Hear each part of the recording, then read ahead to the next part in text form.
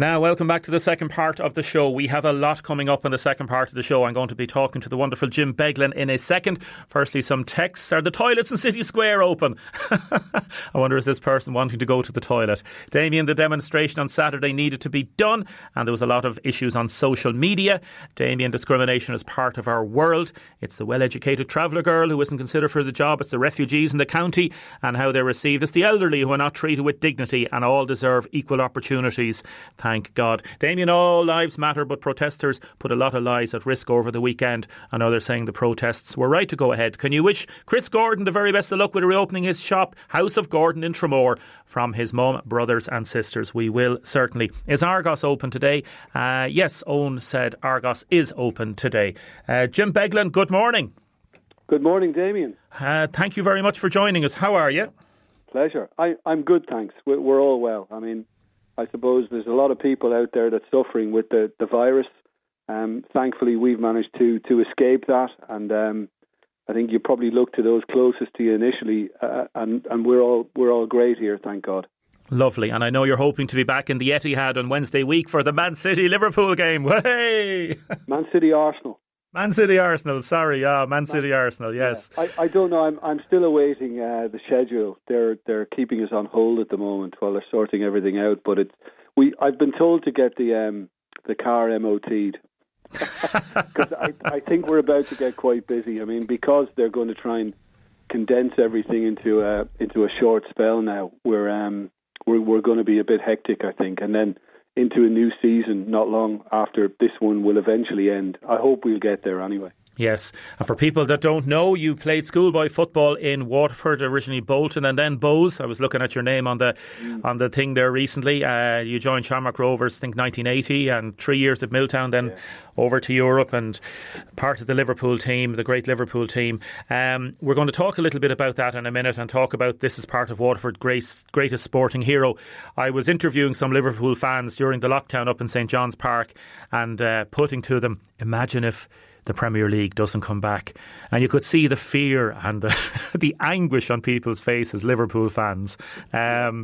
It will be really strange next week when it does come back. As you say, the schedules haven't come out yet, but it'll be so exciting, won't it? It will. I think it'll give a lot of people a boost because, you know, it is the big sport in England, the biggest sport, the biggest supported sport. So even though people will be denied a chance to enter the stadiums behind closed doors games, it's still important for the integrity of the game, I think, to complete it. And the FA came out not so long ago and said it can't be null and voided no matter what happens from here. And even if they have to apply one of the systems, points per game systems, to decide it will be decided and teams will be relegated. So I was delighted to hear that news, and the Premier League have obviously followed on from that. And I think it's been encouraging because of the Bundesliga model. I mean, the Germans are pretty good at organising things, and I think they've done it terrifically well over there. And I think that gives encouragement to the Premier League and La Liga in Spain, and of course Serie A, and all those countries want to complete their seasons. And two of the clubs that you've been so closely associated with over the years, Liverpool and Leeds, and Leeds may be back in the top flight. Yeah, I'm pretty desperate for that to happen as well. Just because I think it's a great club. I mean, I couldn't give Leeds the service I wanted to give them at the time because I was having all sorts of injury problems, and that's where my career ended. But I was there long enough to feel the passion that's in Leeds. It's a one club city, and they're absolutely fanatical up there about their team. And I'm really desperate for Leeds to secure their return to the top flight. And of course, Liverpool, I think it's only right that they get the chance to complete the season and without an asterisk beside it, because I think opposition fans would have just wind Liverpool fans up for fun. That's the way it is between supporters, and Especially with Leeds. Liverpool deserve it because they've been outstanding. Even the Manchester City players are admitting to that. Oh. Listen, we had Tom Walsh on earlier. He's your first cousin, I'm told. Your mum and dad are brother and sister, and we did a little piece to promote his business. He says he just texted in to say hello to you. Yeah, how are you doing, Tom? Tom is good, yeah. We did a nice piece with him regarding the glass thing. Waterford's greatest sporting heroes, in conjunction with Flahavans, a great Waterford company. And for example, we'd Anya Wall featured, we've Alfie Hale, Beth Carton, Craig Breen, Dan Shanahan, Henry the Bromhead, Gillian Hayes already, and you're in today, and so many other different people. John O'Shea then on Friday, Paddy Code, Neil Goff, Ken McGrath, Tom Chasty, Tony Brown. 25 to be in this list. I know you've been in many lists in the past, Jim Beglin. How do you feel to make this final 25 list of Waterford greatest sporting heroes? Well, it was my brother Tom alerted me to it on the weekend. He sent me a WhatsApp because I wasn't aware of it until then. And just the list of names you've rattled off there, Damien, just to hear those names alone, I think it's a privilege to be part of a list like that. I mean, I went to Shamrock Rovers, as you mentioned, and I mean, Paddy Code. All I ever heard when I went to Shamrock Rovers was Paddy Code, and how brilliant Paddy Code was. You know, and Alfie Hale was one of my heroes growing up, obviously on the soccer side of things. But yeah, it's an honour to be part of the Waterford sporting history of those that have probably made a little more impact than others. Yeah, and it's one of those eclectic mixes as well, because you've got so many different minority sports like cycling, Sean Kelly there, you've got Susan Smith athletics, Seamus Power golf, and then you've got your more popular team sports, you've got camogie, you've got so many different horse racing, you've got hurling, obviously, of course. So it's going to be hard for people to decide this. People can vote. They can text in 083 3333 975 the name, the word hero, and then the nominee, or they can go online. Lists are always great, aren't they, Jim? Particularly football lists and soccer lists and all that sort of stuff. You talk about the best 3 players, the best 5 players of all time, and I know you had to retire at the tender age of 27 because of injuries, and fair play to you. The career that you've etched out for yourself in broadcasting is phenomenal, and the fact that you're still doing it, because some people get into broadcasting and commentary, they might last a couple of years and then the broadcasters go off them, but that longevity that you've got, well done, and you're still enjoying it. You love the broadcasting, yeah? I do. I mean, soccer's been my passion ever since I was a little toddler, and I had that dream of becoming a pro footballer, and thankfully I managed to realise that. And it's been a great way for me, Damien, because, I mean, look, it was a big blow, and I had some dark times when my career came to an end, and I didn't know what direction my life was going to take. So for me to be able to go down the broadcasting route and stay in it as long as I have it's just been an absolute joy, because I just feel very lucky, because it's like I'm just continuing my hobby. Yeah, you know, that's enabled me to do that. I've managed to travel the world. I've had some great times, and I just feel very lucky in life. I also realised that I had a young family at the time to support, and that I had to snap out of my depression and stop sulking and stop kind of thinking, why me all the time?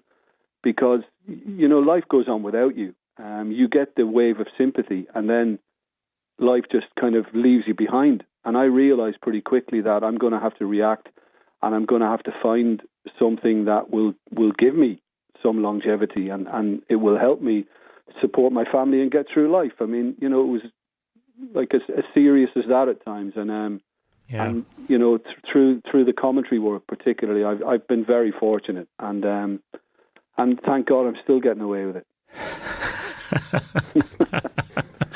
Declan Barry texted in to say hello. He was in the same class with Jim De La Salle and a couple of other people texting in. It's the great thing about coming on the local radio stations, even though you'd be doing these big international matches and BT Sports and everything, just to come back. And I met you in Poulbury there last year, and it's lovely when you meet people that you've been in school with in the past and things like that, isn't it?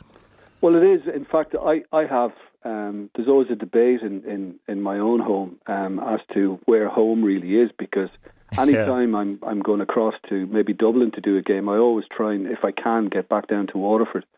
And I always refer to Waterford as home. And I've lived in the UK, obviously, a lot longer than I've lived in Ireland or Waterford. And yet I still refer to Waterford as home. And it's great because I see the guys I palled around with when I remember playing under 10 for Bolton Wanderers, Derek Grace, and then going on to Bowes, Nigel Power and Sean Brown. And we still get together. And we still mess about. We go golfing in Faithleg when I come back. And it's great crack. And I love seeing all the lads. And I love Waterford. And I'm not just saying that to look for votes. I'm not expecting to win. But I do. I love going back home because we had the freedom of the county really when we were kids, gallivanting out in Waterford and Woodstown and Dunmore East and wherever every summer, and we had an absolute ball. And it was always very active, it was a great time. Are you still really happy memories? Are you still a Chelsea fan, says Pat in the city? I was outed a few years ago on the telly about that, and I don't think it went down well with Liverpool fans at the time. But no, as a kid, I was a Waterford fan. The 1970 Cup final, I was 6 going on 7, and for some reason, I just took to Chelsea. But when I began playing against Chelsea for Liverpool, kind of things changed a bit. In fact, we won the league down at Stamford Bridge in '86. That's right. So I wasn't exactly a Chelsea fan taken to the pitch that day. And my leaning since, I think once you play for a club like Liverpool, it leaves an impression on you for life. And it's like a badge of honour to carry with you for the rest of your life. So I would lean towards Liverpool, and I apologise to Chelsea fans. Well said. Very, very diplomatic. Jim, it's a pleasure to talk to you. It really is. And listen, good luck with the votes. There's a lot of votes coming in for you already, and it's wonderful to get on that list, as you say. Good luck with the upcoming broadcasts, and please God, we might see you in Poulbury over the summer, okay? Please God. Thank you very much, Damien. Thanks, Jim. Great to talk to you again. Jim Beglin there, the wonderful Jim Beglin, part of Waterford's greatest sporting hero list. This is courtesy of Flahavans, and thanks very much to them for being involved with the sponsorship of this competition. So we are featuring a different person every day. You can get the full list of the 25 names up on the website, and you can text in the word hero to 083 333 975, or you can vote online as well. Jim Beglin's Tom Beglin, Jim's dad, was a brilliant player with the Blues, says Matt. And some other texts coming in about different matters, about toilets being open in different shopping centres. Shopping centres are still, there's issues regarding shopping centres that we heard the other day, and shops within shopping centres there's going to be staggered opening there on that. Text in from somebody who was obviously not a Liverpool fan. The Premier League is tainted forever. First half season had 3 subs, VAR, crowds, home and away fixtures. Second half has no VAR, 5 subs, neutral venues, no crowds. Throw in the fact the winter break for the first time ever, 2 months. Liverpool fans get a grip. There you go now. Somebody jealous that Liverpool might just win a title after 30 years. Now, in a minute, I'm going to be talking to Noel from St Vincent De Paul. A very interesting development regarding donations. Anne has texted in, when is Shaw's open? I said earlier on, and I think it is on Wednesday due to reopen. We'll confirm that for tomorrow. And a lot of people texting in about toilets. If you are going to a city centre or a town centre, make sure to maybe go for a wee beforehand, because, for example, in City Square, the toilets are still closed. And some people won't use the automatic toilets, and a lot of pubs and hotels won't be open for another few weeks. And then you might have to buy something in there beforehand and all that sort of stuff. So, make sure to go for a wee beforehand. Damien, please inform that person. Liverpool have 6 European Cups and will win the league in a few weeks' time. Well, hey. Now, good morning, Noel. Hi, Damien. How are things? I'm good, thank you. Noel Cassidy, Regional Retail Manager with St Vincent De Paul. I've met you before, Noel, and we're going to talk briefly about donations in quarantine, investing in sanitising solutions. A lot of people would think, St Vincent De Paul, you're going to get a lot of donations over the next while, or have got a lot over the last few months. But getting too many at one particular time can cause serious problems, can't it? Absolutely, Damien. Look, as your listeners are probably very much aware, a lot of our volunteers are quite elderly, and we just can't have our full crews in place at the moment. So we're under fierce pressure because, look, the public has been absolutely fantastic in Waterford and across the country in general with their generosity and the support of the society, and that continues to continue as we speak. And even this morning, like when I was getting ready to open up, there was 2 cars packed to the gunnels with donations, packed to the gunnels. I looked into it, one of the cars, I thought it was Commercial Traveller. I had to take a second look, and the guy says to me, "Are you with Vincent?" I said, "I am." I said, "But bear with me and be patient." So the message really is, we have to quarantine all the donations which are coming through. We have to leave them untouched for 3 days, basically, and that in itself causes problems. So most of our shops are quite limited space. Now, we have got our van crews ferrying the stuff from the shops to our central warehouse out there in Six Cross Roads. And I would just like to take this opportunity, if I may, Damien, to say to people, if people have some spare time, we are looking for volunteers, desperately looking for volunteers to help sort through these donations. And they can get onto the website, svp.ie, and click on Get Involved, and then just drop down to volunteer, and there's different options there for volunteering. So that's an appeal. And yes, we have to be very, very strict about what we're doing. We have very strict protocols in-house for sanitation.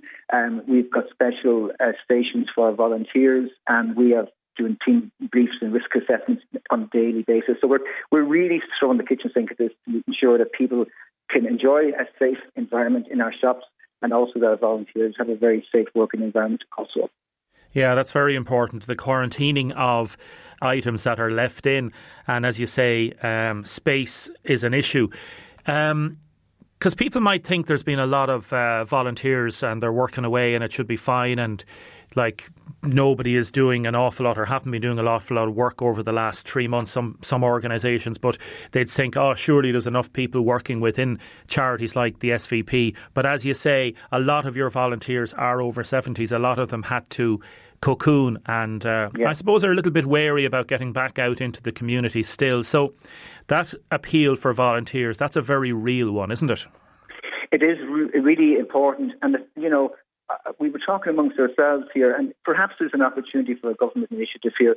Unfortunately, there's going to be people in the retail sector, the hospitality sector, they're going to be losing their jobs. And that's a terrible situation that people find themselves in.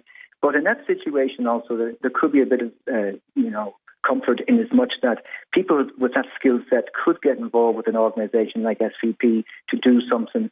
Because, look, we're more than just a shop. Our little motto down in Waterford is we're a shop with soul.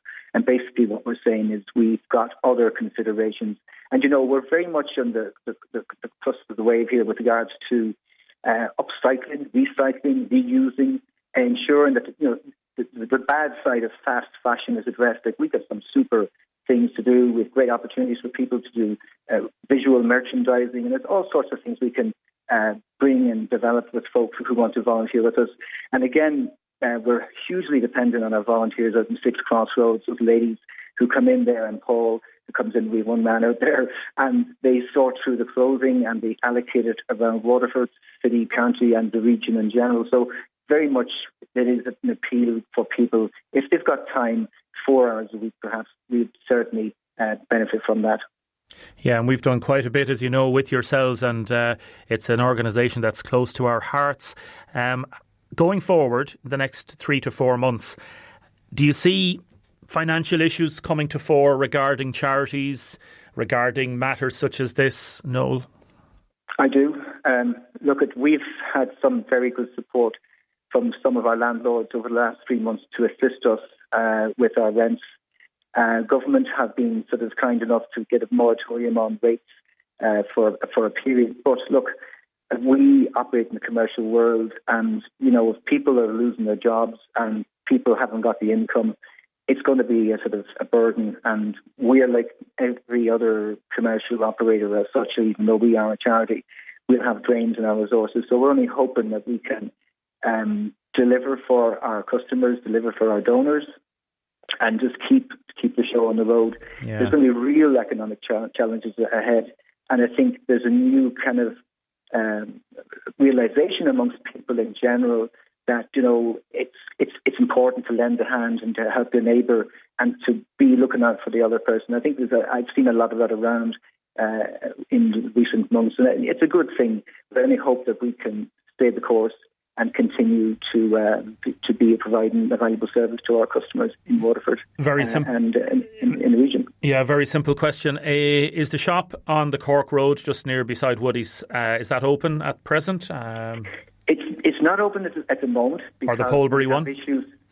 Yes, Railway Square is open. Railway Square is open, okay. Michael Street will trade from Tuesday to Saturday, and Cramore is busy this morning. They're back in action, and Phyllis Dunn at Dungarvan, she's in action this morning as well. So we will have all our shops back as soon as humanly possible. But unfortunately, some of the shops present challenges in terms of getting people in. At the moment, we just don't have the resources to man all of them. And rather than compromise on volunteer safety, we've decided to open up the ones that we can open. And then the other thing, of course, Damien, is we've restricted our hours of trading in accordance with government guidelines, but also to facilitate the lack of volunteers that we have, and also this huge amount of donations that we were expecting. Because when we closed the shop doors at 3:30 in the afternoon, our shop managers and the volunteers and co-workers in the CE, they'll be working away in the background, getting the quarantined donations labelled and set aside for collection to go out to the central warehouse. So there's a lot of work that has to be done behind the scenes, but I think all retailers are facing different circumstances, changed hours, yes, and we're no different in that regard.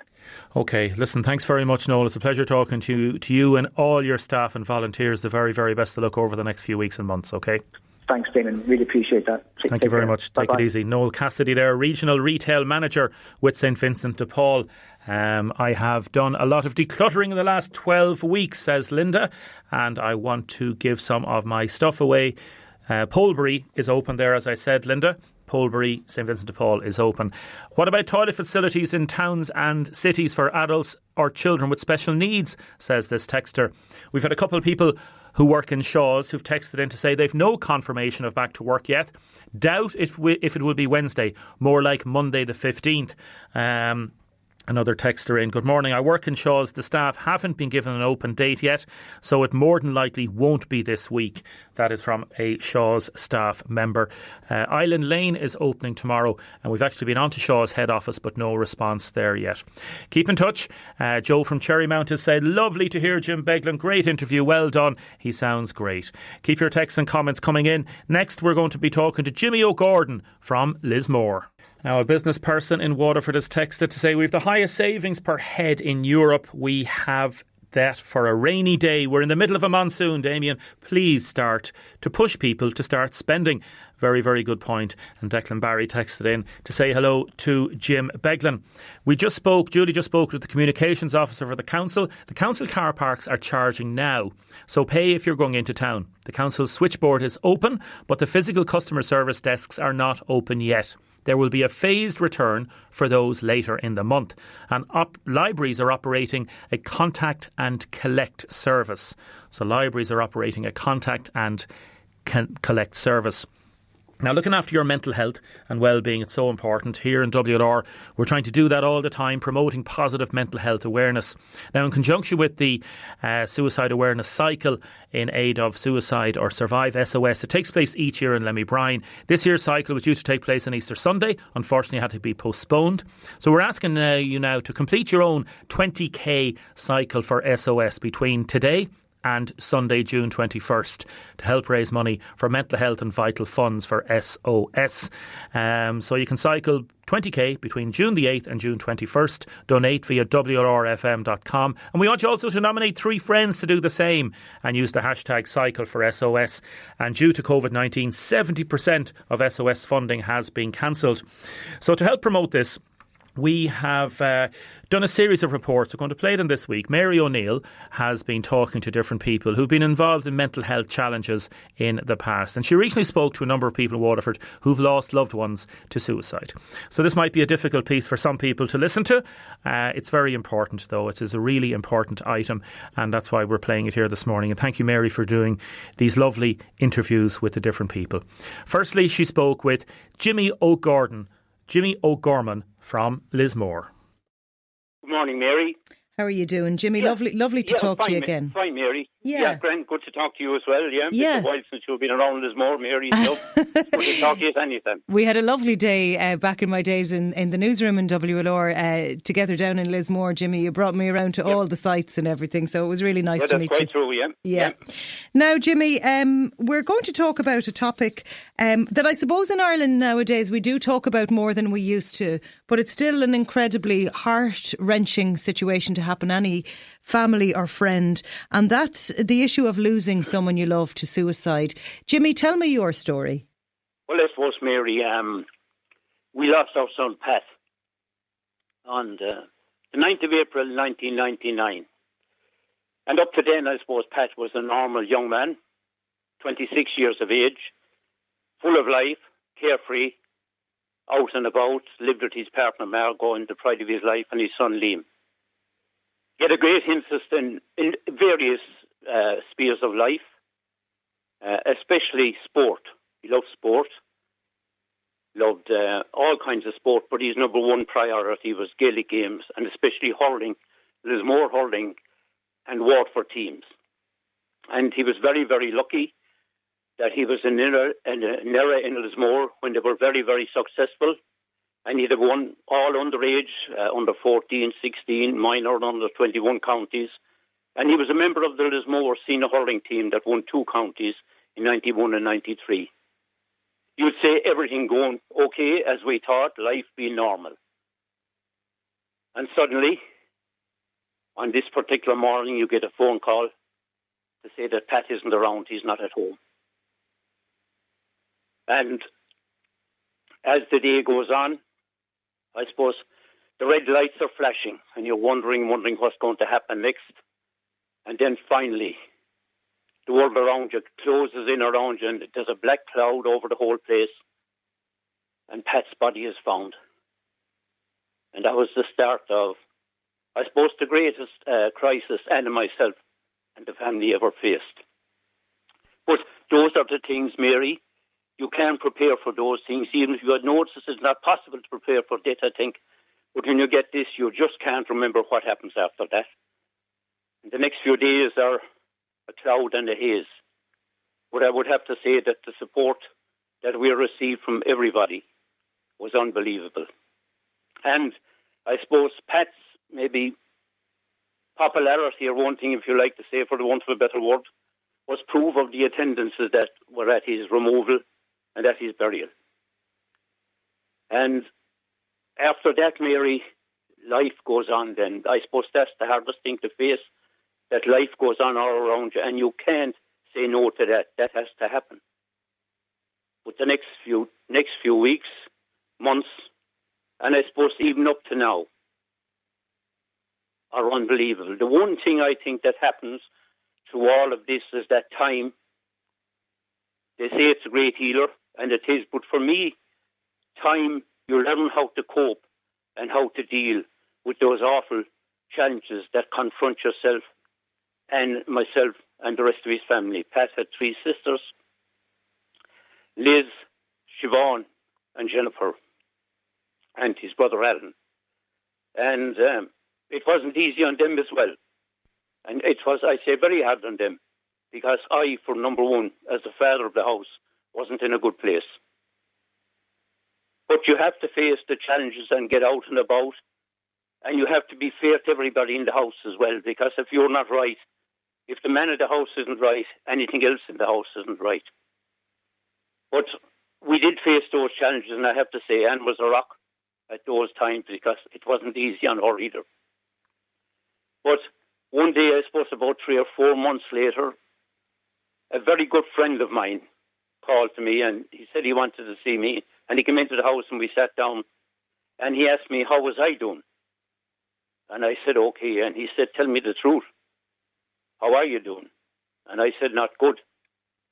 So he gave me the number for a counselling session that was going on in Cork for families who suffered bereavement by suicide. And we took up that offer. And we went to Cork on a Monday night, remember well, and not knowing what we were going into. And on our way home, we discussed it and we said, look, was there a whole lot in it? We weren't too sure. But we decided to go again the following Monday night. And after a quarter of an hour being in that meeting on the following Monday night, I knew we were in the right place. And we attended those sessions then. For the following 10 Monday nights, there was 10 of us in the group. And you think your own story is sad and very tragic, and which it is and couldn't be worse on everybody, on all of us, our own family and Pat's extended family. It was never easy. But I have to say that this was a huge benefit to us. Sometimes people might have a little bit of a reluctance, especially in Ireland. We can be very proud to go and get help like that, and maybe sometimes our minds might be closed to it. But for families and friends who've lost somebody in any circumstance, it's important, you feel? It's unbelievable, Mary, because we often say when somebody loses a member of a family, either whatever age they are, whether young or old, it's always a sad loss when you lose somebody. But you have to be in the situation. We often say, how do they feel? But you have to be in the situation to realise what it's like. And we could never, or anybody could never foresee what that dark, foggy area is. It's unbelievable. But I have to say that there is only one thing to do at the end of it all, and is if you don't feel right, you need to get help. And the sooner you get the help, the better. I suppose I would say there's no point in going maybe 2 or 3 weeks after the tragedy, but definitely any time after that. If you need help, I would advise people to go. I think there are 3 things very, very important, and I'm speaking from experience, Mary. And that is, number 1, there is loads of help out there. Even if it's only a good friend of yours, if you could sit down and talk with them. Because a problem shared is a problem halved. That's number 1, there's help out there. Number 2, you need to go in time. There is no doubt about that, because the longer that's building up inside you, the harder it is to get rid of it. And number 3, when you go, and I found this myself, I thought the first night we weren't in the right place. But when we went back, I knew we were. And the important thing is to buy into what the person is saying to you. It's like a team coach. You could have the best coach in the world, but if the players don't buy into what he's telling them, the players and the coach are at nothing. And I have to say that this council that we went to meant so much to us, meant so much to me particularly, that it brought me back into where, I suppose you can never say, it's like the present lockdown we're in at the moment, Ireland, the way we are, we never foresaw this. But I couldn't believe either that I could come out of that lockdown and bring me back to where I was before. And Jimmy, we are encouraging people after June 8th, when the new restrictions come in, to take part, if they can, in a cycling challenge. And I have done this cycle for real, the Suicide or Survive cycle. We're asking people to do a 20k from their own home. And it's to raise awareness for mental health and vital funds, like I said at the start of the interview, for Suicide or Survive. You've spoken so powerfully about seeking help and talking to people. And I suppose raising awareness and raising funds for services like SOS are so important. So, Jimmy, would you encourage people maybe to take part and to get behind this, even just to get people talking? Well, Mary, believe it or not, some few years later, we set up a Suicide or Survive awareness night. We had a couple in the hotel. Excellent. They were a huge success for and it was Suicide or Survive. And it was especially my daughter Jennifer and her sister Siobhan that were behind it, and they were hugely successful. And Jennifer, at her own place, some few years later, up to last year, had a coffee morning, and some of the funds went towards that as well. So I've been involved in that fundraising for different things, but especially for mental health, Mary. And I'd have to say as well that in the past couple of years, Sean Regan, who was the president of the Waterford County Board, had 2 or 3 very, very successful health and well-being, mental health and well-being conferences in Sanofi in Waterford. And they were outstanding, and Sean played a huge role in organising those. And Liam Brazel, County Councillor Liam Brazel, is also doing huge work for mental health over the years. And they have been supported, and it's only rightly so, Mary, because going forward the way we are at the moment, people might be in need of help more so now than ever before. Absolutely. So I would encourage people, Mary. I know maybe for suicide, and the one thing I never liked about when people mention suicide, Mary, is that a person said he committed suicide. Nobody committing something is committing a crime. Nobody commits it. It's just that dark place they're in that they don't see any other way out of it, only to end it all. And I think he died, or she or he, by suicide, I think is the right word that should be used there instead of commit. Completely agree with you. There is a stigma, and there was. It's not as bad now. But even go back to Pat's time, God be good to him, that stigma was around at that time 20, 21 years ago. But people have come in now. People are great now. I think young people are fabulous, Mary, because they face an awful lot of challenges as well. Well, we might say they have a great life. There's a lot of challenges in life as well. There's a lot of pressure, Jimmy, I think, as well, isn't there? And that has been proved over the past couple of months. But the other thing I would like to say, Mary, is that people are fantastic too. The people that rallied around to us at that time got us over the hill, and when things had quietened down, still called at the house and to know how were we. I'll never forget those times, Mary. Maybe never forget what happened, but never forget the help and the support was out there as well. Jimmy, I am going to leave it at that. I massively appreciate you talking to me. I think your words will help people. I think you were very brave, and it's, obviously still so painful, but, I think... it is, Mary, I think your message Mary, about... Could I just maybe leave you on this one?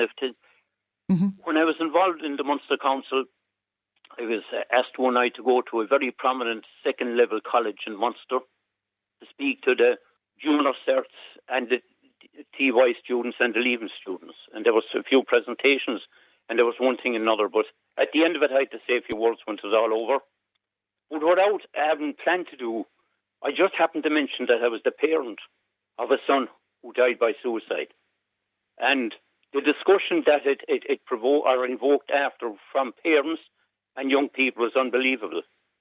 And the school principal rang me back a couple of days later to tell me that the discussion also arose in class as a result of what I had said at night was unbelievable. So people, are prepared to talk. People are prepared to help. And together, because we will need to look out for people going forward after those eerie times we're in at the present time.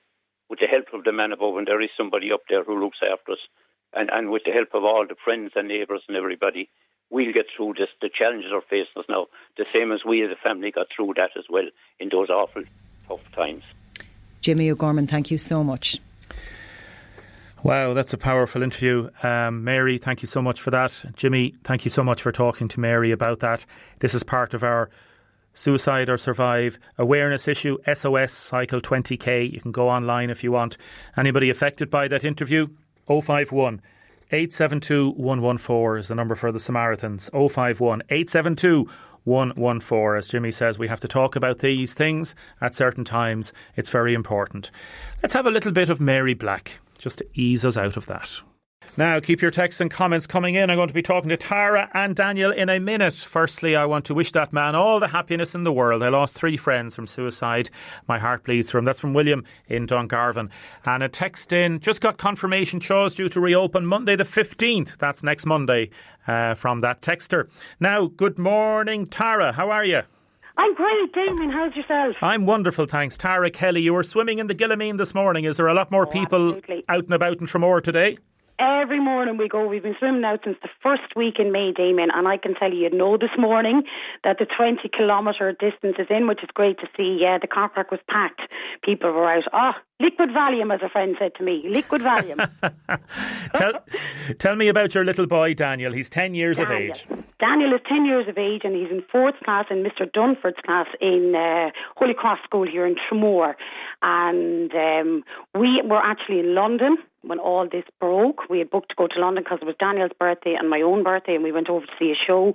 And while we were in London, lockdown was happening here back in Ireland, and as you know, in London they were a little bit behind us, so we really didn't get it till we came home. And then when we did, the schools were shut, so the website was up and the homework was on it, and there was the poetry competition. So Daniel sat down and we put our heads together, and Daniel being Daniel, if he had a choice, he would have written a poem about Liverpool, but we decided he'd do Lockdown.